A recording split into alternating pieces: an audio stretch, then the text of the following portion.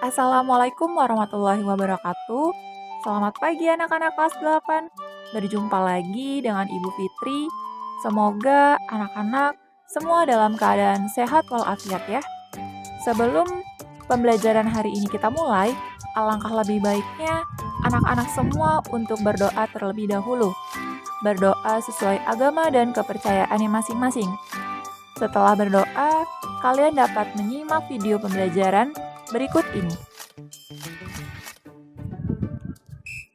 Pada pertemuan sebelumnya, kita telah membahas materi Subbab B, yaitu bagaimana semangat kejuangan pemuda dalam perjuangan kemerdekaan Republik Indonesia. Nah, pada pertemuan kali ini, kita akan melanjutkan materi kepada pembahasan Subbab C, yaitu nilai semangat Sumpah Pemuda pada masa sekarang. Mari bersama-sama buka buku paket PPKN Kurikulum 2013 Revisi 2017 pada halaman 112 sampai halaman 117. Kita mulai saja ya. Materi Subbab C mengenai nilai semangat Sumpah Pemuda pada masa sekarang. Seperti yang sudah kita bahas di pertemuan sebelumnya, bahwa Sumpah Pemuda merupakan suatu ikrar atau pengakuan dari pemuda-pemudi untuk bersatu, yaitu satu tanah air, satu bangsa, dan satu bahasa. Dan pemuda itu sendiri adalah mereka yang memiliki keinginan yang kuat dan semangat yang tinggi dalam melakukan perubahan bagi suatu bangsa. Nah, jika dilihat dari usia kalian sekarang sebagai kelas 8, kalian menduduki usia 13 atau 14 tahun yang belum dikatakan sebagai pemuda. Tetapi semangat, potensi, dan cita-cita haruslah dipersiapkan dari mulai sekarang. Karena baik buruknya suatu bangsa dapat dilihat dari pemudanya. Seperti yang telah dikatakan oleh Insinyur Soekarno, yaitu beri aku 1000 orang tua, niscaya akan kucabut semeru dari akarnya. Dan beri aku 10 pemuda, niscaya akan kuguncangkan dunia. Maksud dari pernyataan Insinyur Soekarno tersebut, 10 pemuda di situ menggambarkan betapa dahsyatnya apa yang bisa dilakukan oleh pemuda dalam melakukan perubahan terhadap dunia. Nah, peristiwa Sumpah Pemuda itu sendiri menunjukkan bahwa pemuda-pemuda Indonesia pada saat itu memiliki hal-hal sebagai berikut. Yang pertama yaitu memiliki potensi, di mana mereka mampu memanfaatkan potensi ataupun kemampuan-kemampuan sehingga mendorong keinginan kuat untuk dapat melakukan perubahan. Kemudian selanjutnya memiliki sikap yang bertanggung jawab. Pemuda pada saat itu memiliki tanggung jawab untuk memperjuangkan kemerdekaan Indonesia. Selanjutnya, pemuda pada saat itu mengesampingkan hak-haknya sebagai pemuda dan mendahulukan kewajiban untuk terus berjuang meraih hak seluruh manusia untuk merdeka. Kemudian, pemuda saat itu memiliki karakter pekerja keras dan berani dalam membela kebenaran. Dan yang terakhir, pemuda pada saat itu memiliki cita-cita yang tinggi untuk dapat meraih kemerdekaan untuk kepentingan bangsa dan negara Indonesia. Perjuangan pemuda di masa lalu tentulah berbeda dengan perjuangan pemuda pada zaman sekarang yang sudah aman dan tidak ada lagi tekanan dalam peperangan serta mendapatkan pendidikan yang sederajat dan tingkat kesejahteraan yang meningkat. Dahulu sebelum masa kalian ini, ada masa perjuangan di mana pemuda harus mengangkat senjata, mengorbankan harta dan jiwa raga mereka untuk meraih kemerdekaan dan kesejahteraan yang kalian nikmati saat ini. Dengan kemerdekaan yang telah kita raih saat ini, sebagai generasi muda adalah dengan mengisi kemerdekaan dengan kegiatan-kegiatan yang positif. Seperti seorang pelajar dapat dilakukan dengan aktif dalam berorganisasi seperti Paskibra, PMR, ataupun OSIS, serta dapat memahami simbol-simbol negara. Nah, tujuan memahami simbol-simbol negara ini adalah untuk dapat memperkuat Negara Kesatuan Republik Indonesia, menjaga kehormatan Negara Kesatuan Republik Indonesia, menjaga ketertiban, kepastian, serta standarisasi penggunaan dalam bendera, bahasa, lambang negara, dan lagu kebangsaan. Maka, pemuda Indonesia pada saat ini diharapkan mampu memahami dan mematuhi standarisasi simbol negara tersebut menurut Undang-Undang Nomor 24 Tahun 2009, yaitu mengenai bendera, bahasa, lambang negara, dan lagu kebangsaan. Mari kita pahami simbol negara tersebut satu persatu ya. Yang pertama, bendera. Bendera diatur dalam Undang-Undang Dasar Negara Republik Indonesia tahun 1945 pada pasal 35 yang berbunyi, bendera negara Indonesia ialah sang merah putih. Bendera negara sang merah putih berbentuk persegi panjang dengan ukuran perbandingan lebar 2 dan panjang 3, serta bagian atas berwarna merah dan bagian bawah berwarna putih yang kedua bagiannya berukuran sama. Bendera negara pun dibuat dari kain yang berwarna tidak luntur dan dibuat dengan ukuran sebagai berikut. Untuk ukuran 200 x 300 cm digunakan di lapangan Istana Kepresidenan. Kemudian ukuran 120 cm x 180 cm untuk penggunaan di lapangan umum.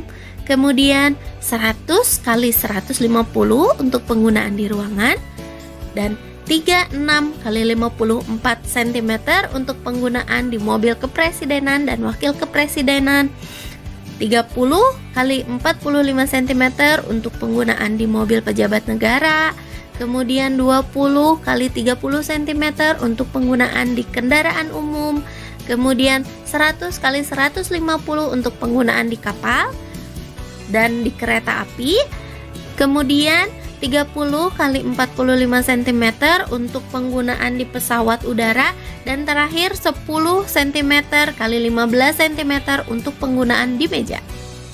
Bendera negara yang dikibarkan pada Proklamasi Kemerdekaan Indonesia pada tanggal 17 Agustus 1945 di Jalan Pegangsaan Timur nomor 56 Jakarta disebut Bendera Pusaka Sang Merah Putih. Bendera Pusaka Sang Merah Putih disimpan dan dipelihara di Monumen Nasional Jakarta. Adapun pengibaran ataupun pemasangan bendera merah putih dilakukan pada waktu antara matahari terbit hingga matahari terbenam.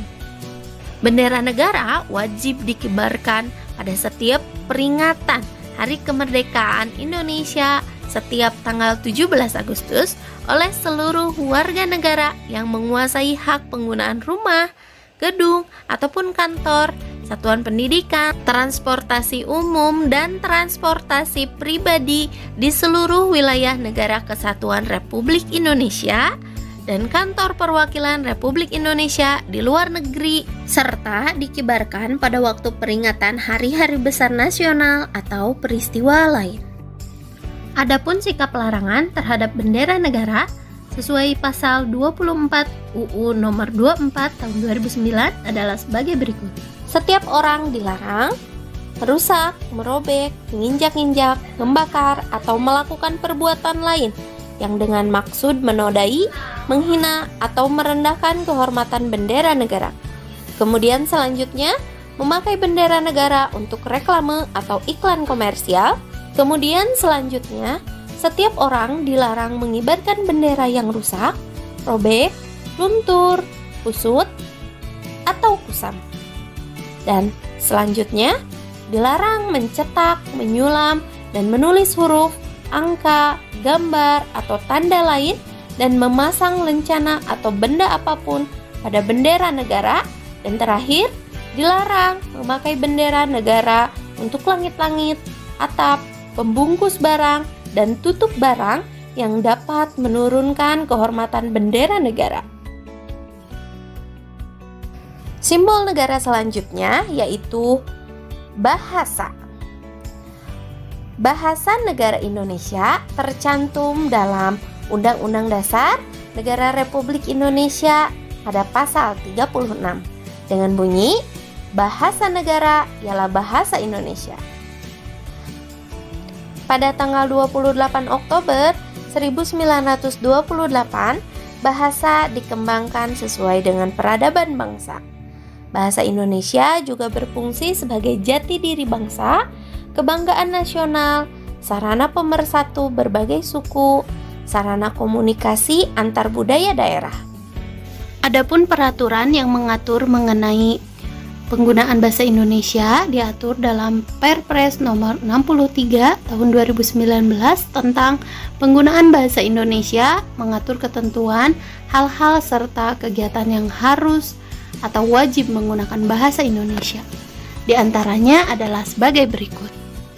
Yang pertama, penggunaan bahasa Indonesia digunakan pada pidato resmi presiden, wakil presiden, dan pejabat negara yang lain yang disampaikan di dalam atau di luar negeri. Kemudian yang kedua, penggunaan bahasa Indonesia digunakan untuk peraturan perundang-undangan. Selanjutnya, penggunaan bahasa Indonesia digunakan untuk nota kesepahaman atau perjanjian yang melibatkan lembaga negara, instansi pemerintah Republik Indonesia, lembaga swasta Indonesia, atau perseorangan warga negara Indonesia. Kemudian selanjutnya adalah untuk forum yang bersifat nasional atau forum yang bersifat internasional di Indonesia. Kemudian selanjutnya digunakan untuk dokumen resmi negara. Kemudian nomor 6 digunakan sebagai komunikasi resmi di lingkungan kerja pemerintah dan swasta. Dan yang nomor 7 digunakan untuk pelayanan administrasi publik di instansi pemerintahan. Dan terakhir, bahasa Indonesia digunakan sebagai bahasa pengantar dalam pendidikan nasional. Kita akan lanjutkan kepada lambang negara. Lambang Negara Kesatuan Republik Indonesia berbentuk Garuda Pancasila, di mana lambang burung Garuda dijadikan sebagai lambang negara yang memiliki arti dan makna yang seharusnya kalian ketahui dan kalian pahami.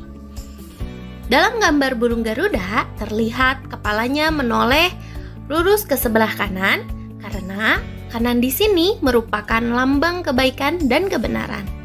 Terlihat juga perisai berupa jantung yang digantung dengan rantai pada leher burung Garuda.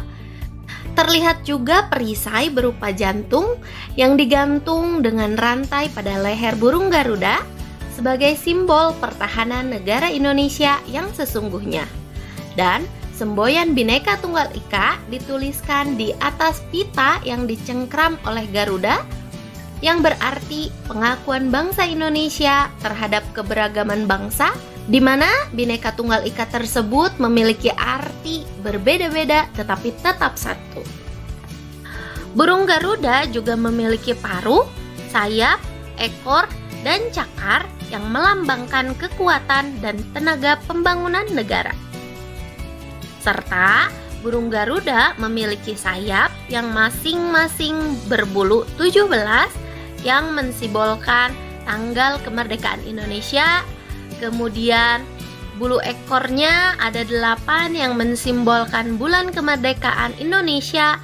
Kemudian bulu pangkar ekor ada 19 dan bulu leher ada 45 yang melambangkan tahun kemerdekaan negara Indonesia.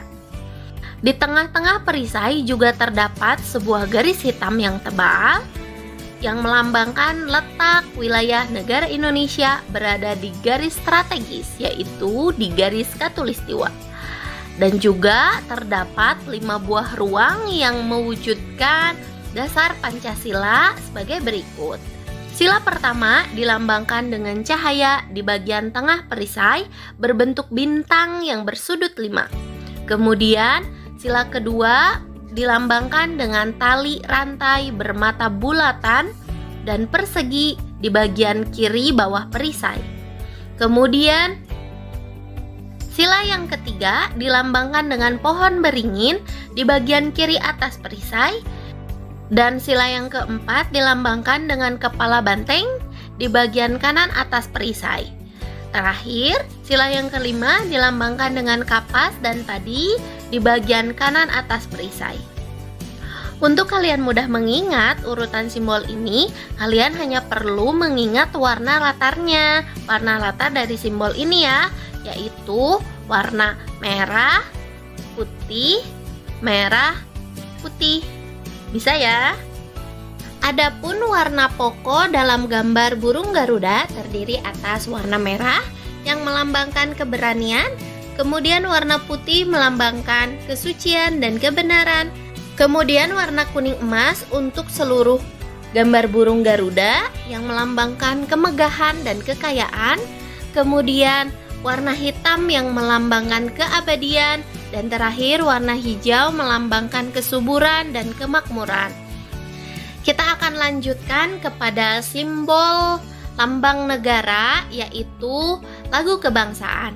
Lagu kebangsaan adalah lagu Indonesia Raya yang diciptakan oleh Wage Rudolf Supratman.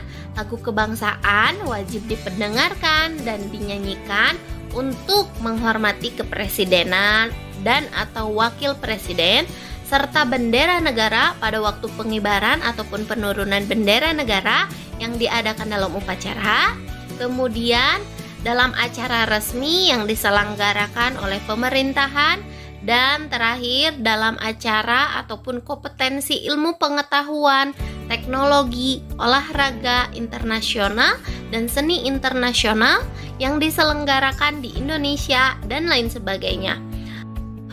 Untuk lagu kebangsaan, seluruh siswa pada awal kegiatan belajar diwajibkan untuk menyanyikan lagu Indonesia Raya.